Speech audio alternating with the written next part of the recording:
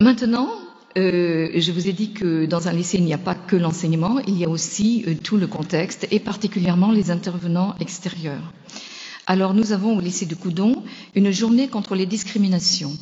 Et en fait, c'est SOS Homophobie qui vient, depuis l'année dernière, faire 2 heures de conférence-débat à chaque seconde. Ça représente plus de 500 élèves. Et voilà. Le problème, c'est qu'on n'a pas une visibilité de ce qui est dit, puisqu'ils arrivent à une bonne douzaine et ils se répartissent dans toutes les classes. En plus des intervenants extérieurs, il y a les productions des élèves. Alors nous avons le journal du lycée écrit par les élèves. Et en janvier 2013, il y a eu un article qui s'intitulait « Les avis sur le mariage homosexuel ». Regardez, je vous montre la fin de l'article. Il y a tout simplement « Le mariage homosexuel doit être accepté ». J'appelle ça de la propagande. Et enfin, nous avons une semaine culturelle au lycée. Cette année, le sujet était « Ces questions qui dérangent ». Pour cette semaine culturelle, il y a eu un concours d'affiches réalisé par les élèves. Donc il y avait une dizaine de belles affiches, mais parmi elles, regardez celle de droite. Mieux vaut un mariage gay qu'un mariage triste. Est-ce que le gender est enseigné au lycée?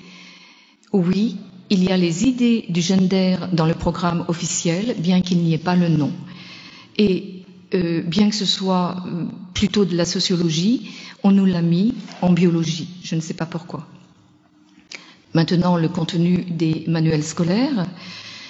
Le choix des manuels scolaires n'est pas sans conséquence. Vous avez vu que dans les livres, il y a une surabondance de documents qui, pour moi, ne sont pas scientifiques.